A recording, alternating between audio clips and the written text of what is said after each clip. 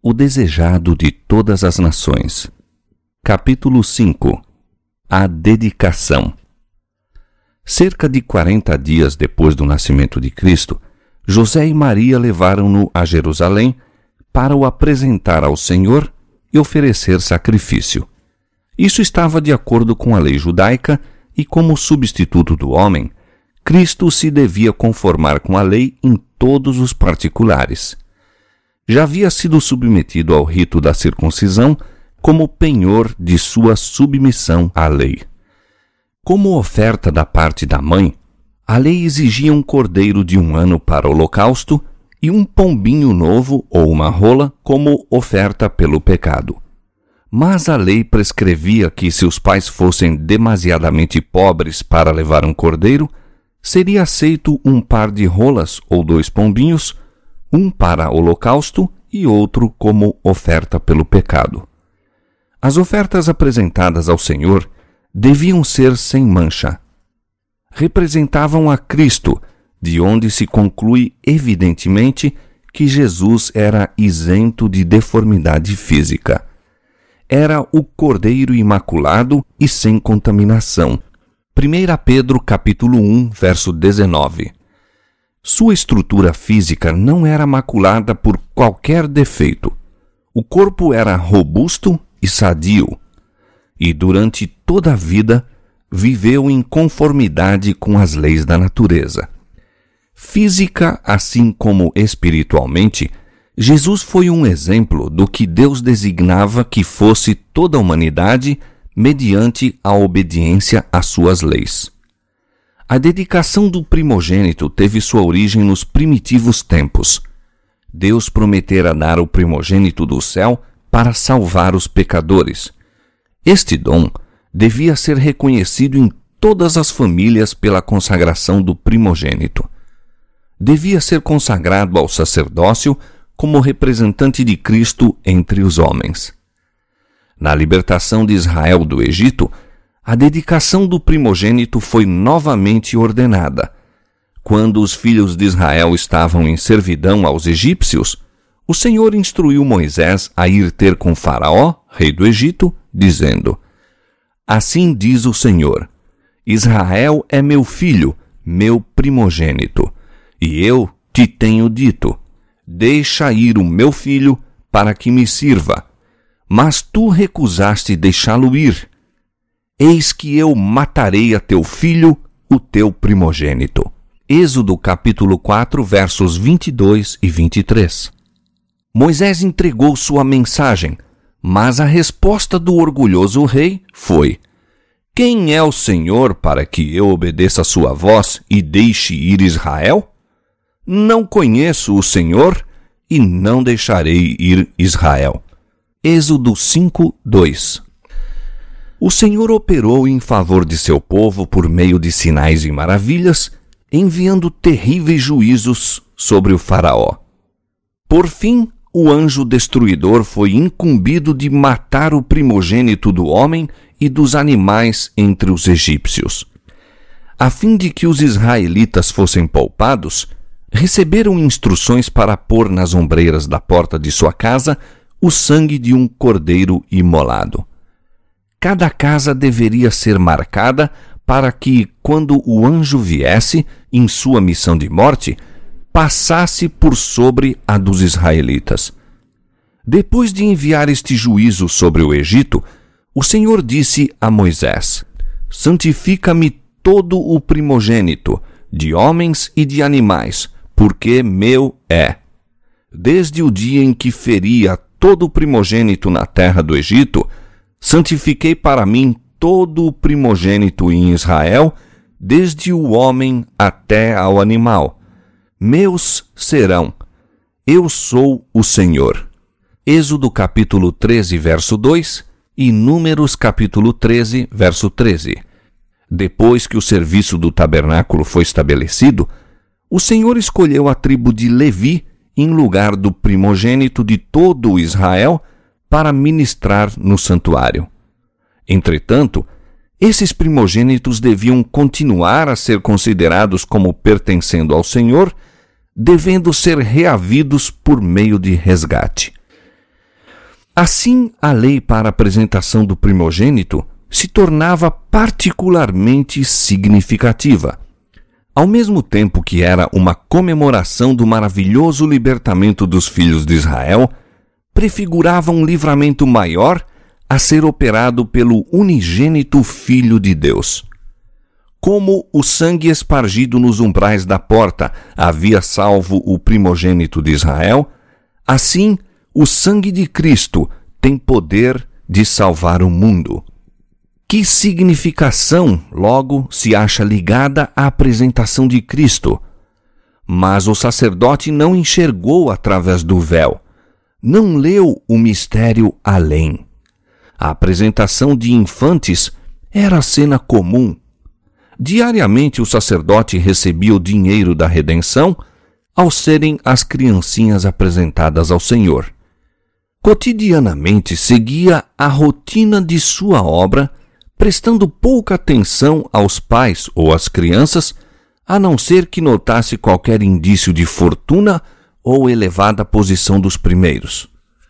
José e Maria eram pobres, e ao trazerem seu filho, o sacerdote viu unicamente um homem e uma mulher trajados à moda galileia e no mais humilde vestuário. Nada havia em sua aparência que atraísse a atenção, e a oferta que apresentaram era a das classes mais pobres. O sacerdote fez a cerimônia de seu serviço oficial. Tomou a criança nos braços e ergueu-a perante o altar. Depois de a devolver à mãe, inscreveu o nome Jesus na lista dos primogênitos. Mal pensava ele, enquanto a criança lhe repousava nos braços, que era a majestade do céu, o Rei da Glória. Não pensou o sacerdote que essa criança era aquele de quem Moisés escrevera: o Senhor vosso Deus vos suscitará um profeta dentre vossos irmãos, semelhante a mim. A este ouvireis em tudo o que vos disser. Atos 3, 22. Não pensou que esse infante era aquele cuja glória Moisés rogara ver.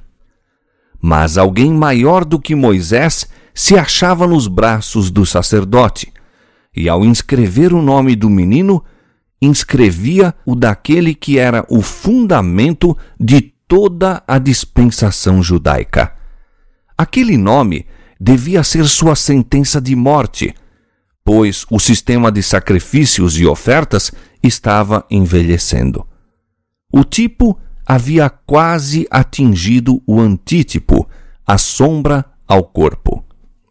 O Shekinah, presença visível de Deus, se afastara do santuário, mas no infante de Belém encontrava-se, velada, a glória ante a qual se curvam os anjos.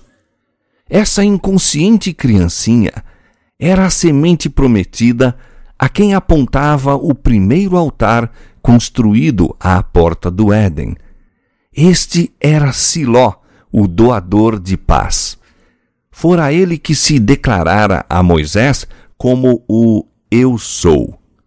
Fora ele quem na coluna de fumo e fogo servira de guia a Israel. Este era aquele que os videntes haviam há muito predito. Era o desejado de todas as nações, a raiz e a geração de Davi, a resplandecente estrela da manhã. O nome daquele impotente infante, inscrito nos registros de Israel, declarando o nosso irmão, era a esperança da caída humanidade. A criança por quem fora pago o resgate era aquele que devia pagar o resgate pelos pecados do mundo. Era ele o verdadeiro sumo sacerdote sobre a casa de Deus, a cabeça de um sacerdócio perpétuo, o intercessor à destra da majestade nas alturas. Hebreus capítulo 10, verso 21, capítulo 7, verso 24 e capítulo 1, verso 3. As coisas espirituais se discernem espiritualmente. No templo, o Filho de Deus foi consagrado à obra que viera fazer. O sacerdote olhou-o como teria feito a qualquer outra criança. Mas, se bem que não visse nem sentisse nada de extraordinário, o ato de Deus em dar seu filho ao mundo não ficou despercebido. Essa ocasião não passou sem que Cristo fosse de algum modo reconhecido. Havia então em Jerusalém um homem chamado Simeão, e este homem era justo e temente a Deus e esperava a consolação de Israel. E o Espírito Santo estava nele. E tinha-lhe sido revelado pelo Espírito Santo que não veria a morte sem ver primeiro o Cristo do Senhor. Ao entrar Simeão no templo, vê uma família apresentando o primogênito ante o sacerdote.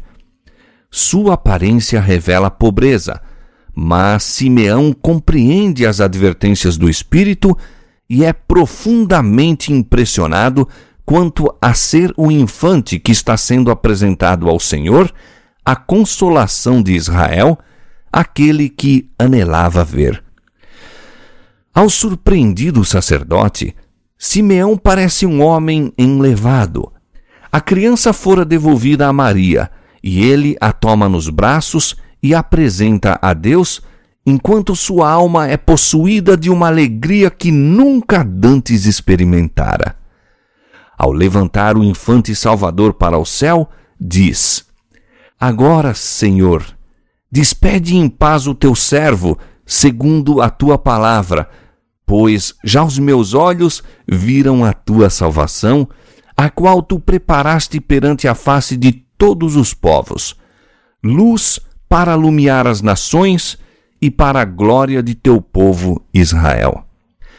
O espírito de profecia estava sobre este homem de Deus, e enquanto José e Maria ali permaneciam, admirando-se de suas palavras, ele os abençoou e disse a Maria: Eis que este é posto para queda e elevação de muitos em Israel, e para sinal que é contraditado, e uma espada traspassará também a tua própria alma, para que se manifestem os pensamentos de muitos corações.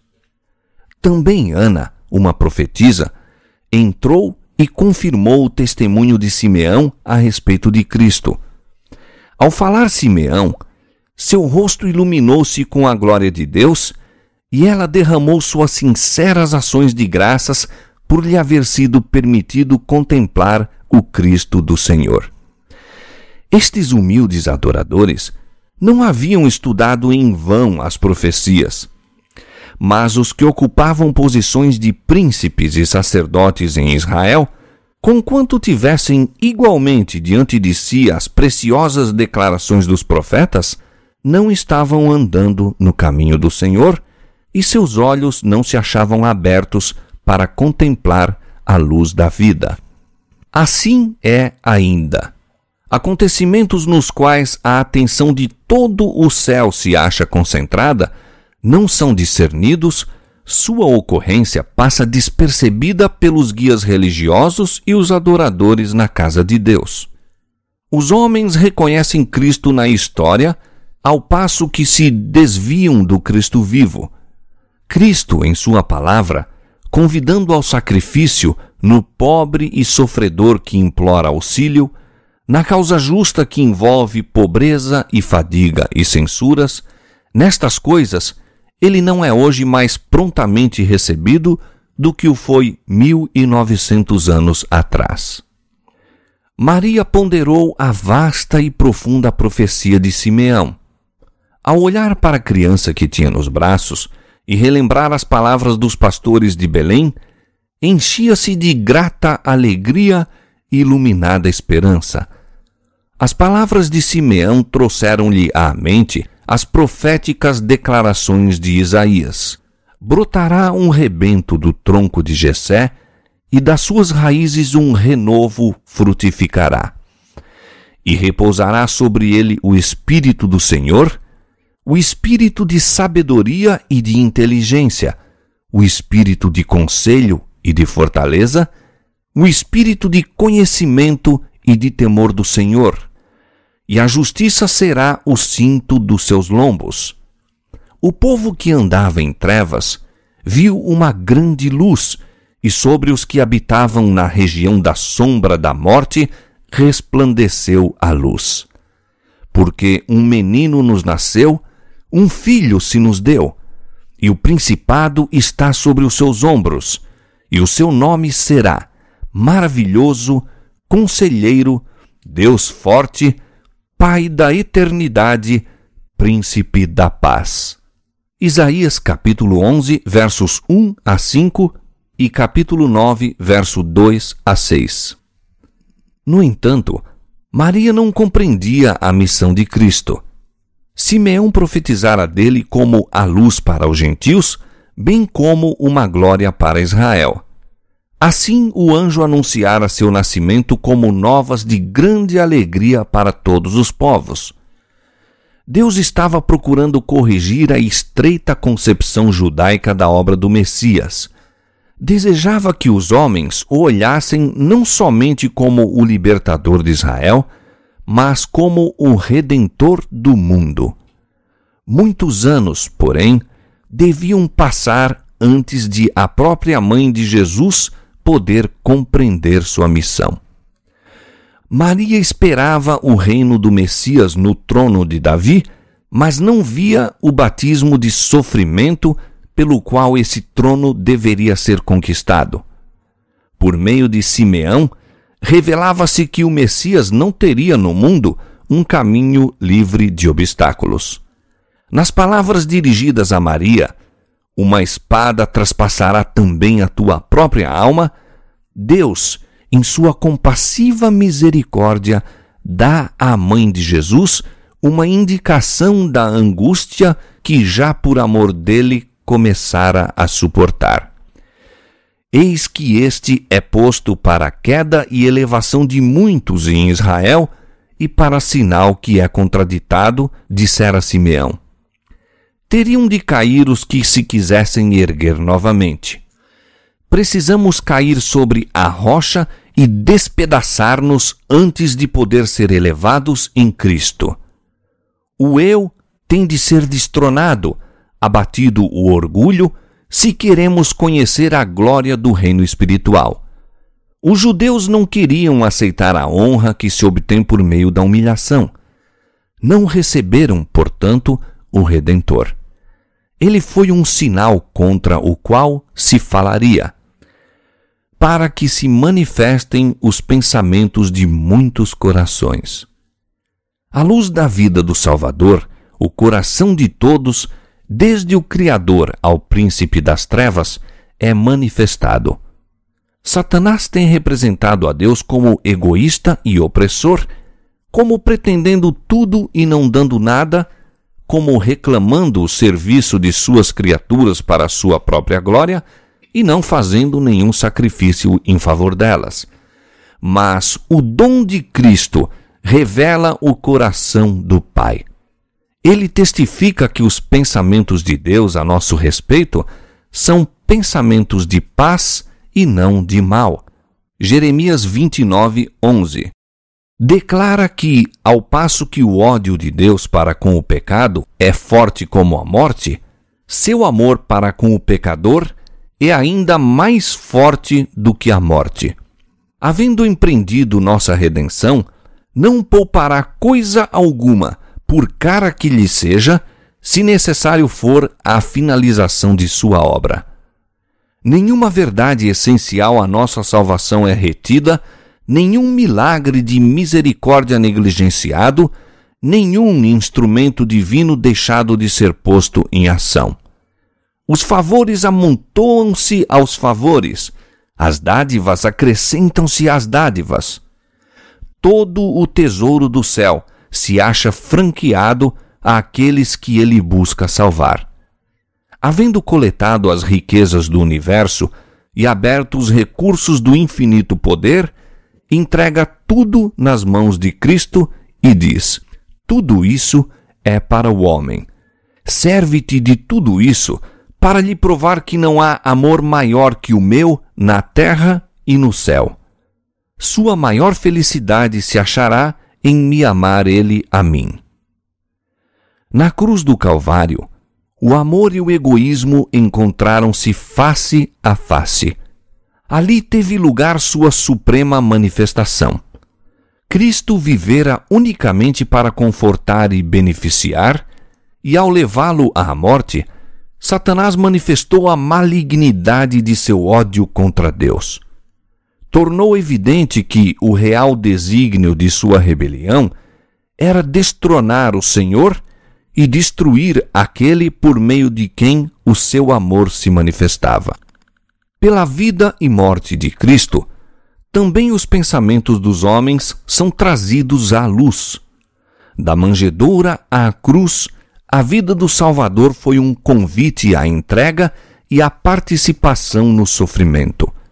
Revelou os desígnios dos homens. Jesus veio com a verdade do céu e todos quantos ouviam a voz do Espírito Santo foram atraídos a ele. Os adoradores do próprio eu pertenciam ao reino de Satanás.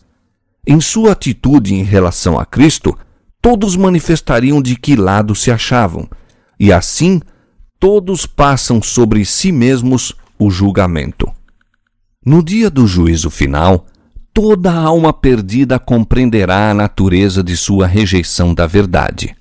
A cruz será apresentada e sua real significação será vista por todo espírito que foi cegado pela transgressão. Ante a visão do Calvário, com sua misteriosa vítima, achar-se-ão condenados os pecadores. Toda a falsa desculpa será banida. A apostasia humana aparecerá em seu odioso caráter. Os homens verão o que foi sua escolha. Toda a questão de verdade e de erro, na longa controvérsia, terá então sido esclarecida. No juízo do universo, Deus ficará isento de culpa pela existência ou continuação do mal. Será demonstrado que os decretos divinos não são cúmplices do pecado. Não havia defeito no governo de Deus, nenhum motivo de desafeto. Quando os pensamentos de todos os corações forem revelados, tanto os leais como os rebeldes se unirão em declarar: justos e verdadeiros são os teus caminhos, ó Rei dos Santos. Quem não te temerá, Senhor, e não magnificará o teu nome? Porque os teus juízos são manifestos.